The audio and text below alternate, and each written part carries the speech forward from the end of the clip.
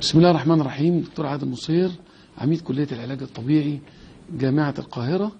الحقيقة يشرفني النهاردة ان احنا هنعمل شبه ورشة عمل مبسطة عن ما هو علم الريفلكسيولوجي. الحقيقة معايا لفيف من أساتذة الأفاضل بالكلية. الحقيقة أقول بسرعة، الحقيقة العلم ده يعني تاريخه قديم، بنسميه علم الضغوط وتوازن الضغوط.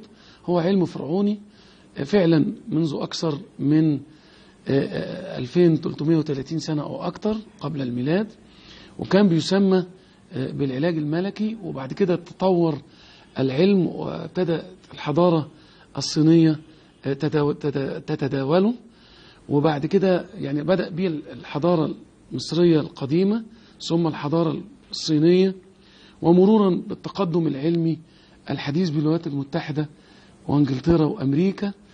والحقيقة ابسط مثال لعلم الريفلكسيولوجي ان تواجد ان بعض الضغوط في القدم وفي بطن القدم وبطن الرجل، الحقيقة لما بنضغط بطريقة معينة دي بتؤدي الى حلول بعض او المساعدة في حلول بعض من المشاكل الطبية والعلاجية. ما نقدرش نقول انه علاج كامل، ولكن هو عامل نفسي مهيئ للتقليل من بعض المشاكل الصحية.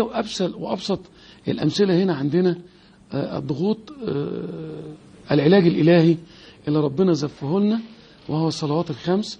وفي الصلوات الخمس احنا بنقف لثواني أو دقائق على القدمين، ثم الركوع والسجود على القدمين واليدين والرأس.